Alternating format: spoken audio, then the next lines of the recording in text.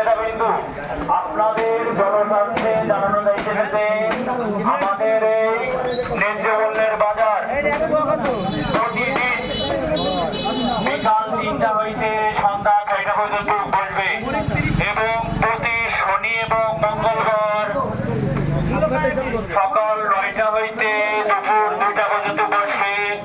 আয়োজনে বৈষম্য বিরোধী ছাত্র আন্দোলন শ্রীপুর উপজেলা।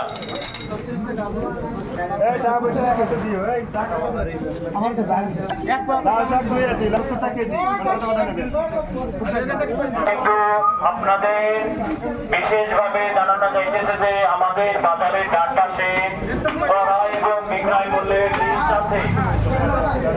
ক্রয় মূল্য হলো কেনা এবং বিক্রয় মূল্য হলো বিক্রি। যেটা বিক্রয় মূল্য তার থেকে 4 আনা পয়সা বেশি নেওয়া হবে না।